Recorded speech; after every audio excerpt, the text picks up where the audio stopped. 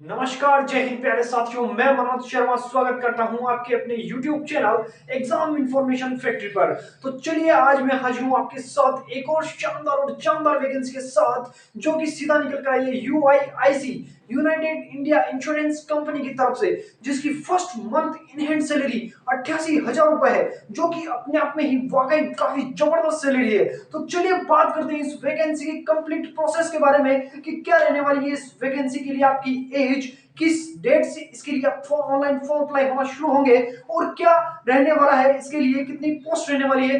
Complete procedure को जानने की कोशिश करते हैं इस वैकेंसी के बारे में। तो चलिए शुरू करते हैं आज का अपना वीडियो। सबसे पहले बात करते हैं टोटल पोस्ट के बारे में।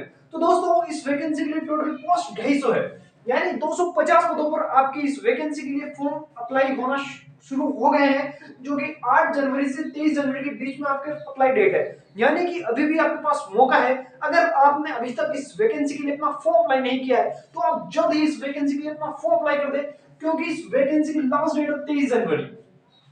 तो 23 जनवरी से पहले आप अपना फॉर्म अप्लाई कर दें इस वैकेंसी के लिए। 250 पद अपने आप में ही एक अच्छी खासी वैकेंसी है इस डिपार्टमेंट में, क्योंकि एओ रिक्रूटमेंट है।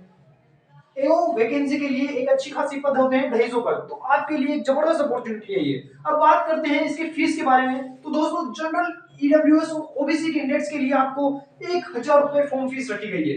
यानी अगर आप जनरल ईडब्ल्यूएस और ओबीसी कैटेगरी से बिलोंग करते हो, तो आपको 1,000 रुपए की फॉर्म फीस अप्लाई करनी होगी। और इसी के साथ अगर आप एससी और एसटी कैटेगरी से बिलोंग करते हो, तो आपको 250 रुपए की फॉर्म फीस पे करनी होगी। अब बात करते हैं इसके एज लिमिट के बारे में। तो दोस्तों, इस वैकेंसी के लिए आपकी एज लिमिट 21 से 30 साल रखी गई है।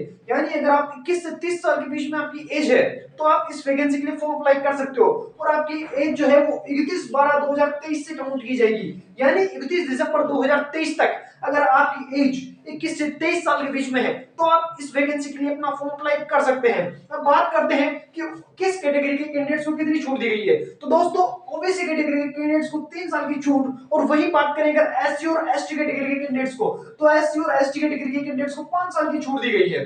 अब बात करते हैं आगे कि आपकी इस वैकेंसी के लिए क्या क्वालिफिकेशन रहने वाली है। दोस्तों, अगर आपने ग्रेजुएशन पास कर रखी है किसी भी स्ट्रीम से, तो आप इस वैकेंसी के लिए अपना फॉर्म अप्लाई कर सकते हैं। अगर आपने ग्रेजुएशन पास कर रखी है किसी भी स्ट्रीम से, तो आप अपना फॉर्म अप्लाई कर सकते हैं। लेकिन साथ ही साथ अगर आप जनरल ओबीसी और ईडब्ल्यूएस कैटेगरी से हो, तो आपको जो ग्रेजुएशन में है वो 60% मार्क्स लाने कंपलसरी है। और इसी के साथ अगर आप एससी और एसटी कैटेगरी से बिलोंग करते हो, तो आपके अगर 55% मार्क्स है, तो भी आपका काम चल जाएगा। यानी आप 55% मार्क्स पर भी अपना फॉर्म अप्लाई कर सकते हैं, अगर आप एससी और एसटी कैटेगरी से बिलोंग करते हैं तो। अब बात करते हैं कि पूरा का पूरा एग्जाम कितने स्टेजेस से होकर गुजरेगा, यानी कि आपका सिलेक्शन प्रोसेस क्या क्या रहने वाला है। तो दोस्तों, 2 स्टेजेस से आपको इस एग्जाम से होकर गुजरना होगा। फर्स्ट स्टेज में आपका होगा रिटन एग्जाम, और सेकंड स्टेज में होगा इंटरव्यू। यानी कि इस एग्जाम को क्लियर करने के लिए आपको 2 स्टेजेस से गुजरना होगा। 2 ही स्टेजेस हैं। अगर रिटन एग्जाम में आप अच्छा परफॉर्मेंस करते हो, तो रिटन एग्जाम में जो वैकेंसीज है उससे 3 गुना कैंडिडेट्स को बुलाए जाएंगे इंटरव्यू के लिए। और अगर आप इंटरव्यू में अच्छा परफॉर्मेंस करते हो, तो दोस्तों आप इस वैकेंसी के लिए सेलेक्ट हो जाओगे, जो कि काफी अच्छी खासी सैलरी और अच्छी रेपुटेड पोस्ट है।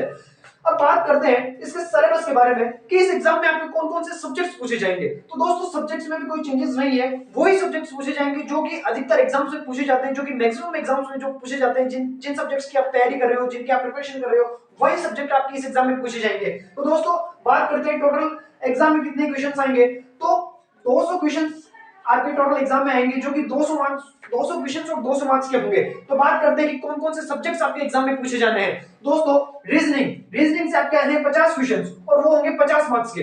इसके साथ ही अगर आप इंग्लिश की बात करते हो, तो इंग्लिश से आपके आने हैं 40 क्वेश्चंस, और होंगे वो 40 मार्क्स के। तो इस तरीके से रीजनिंग का आपका वेटेज इसमें सबसे ज्यादा है, जो कि 50 क्वेश्चंस आने हैं रीजनिंग से। इंग्लिश से 40 क्वेश्चंस, 40 मार्क्स। जीए जो है जनरल अवेयरनेस, जो कि फाइनेंशियल सेक्टर से जो संबंधित जो जनरल अवेयरनेस होगी, वो इस एग्जाम में पूछी जाएगी।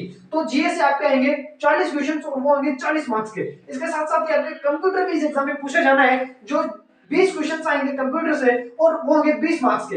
इसके साथ साथ आपका क्वांटिटेटिव एप्टीट्यूड, यानी कि आपका मैथ सब्जेक्ट भी इस एग्जाम में पूछा जाएगा, जो भी होगा 40 क्वेश्चंस का, और उसके लिए होंगे आपको 40 मार्क्स मिलेंगे। तो इस तरीके से आपको 200 क्वेश्चंस का एग्जाम होगा, जो कि 200 मार्क्स का होगा। और इसके लिए आपको टाइमिंग जो है वो 2 घंटे की टाइमिंग आपको दी जाएगी पूरे एग्जाम को सोल्व करने के लिए।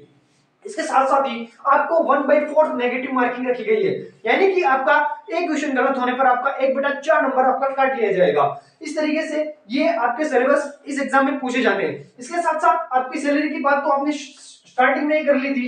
इस वैकेंसी अगर आप जब आपका सिलेक्शन हो जाता है इस पोस्ट के ऊपर, तो आपको जो first month in hand salary मिलेगी वो मिलेगी दोस्तों 88,000 रुपए, जो कि अपने आप में काफी अच्छी खासी रकम है।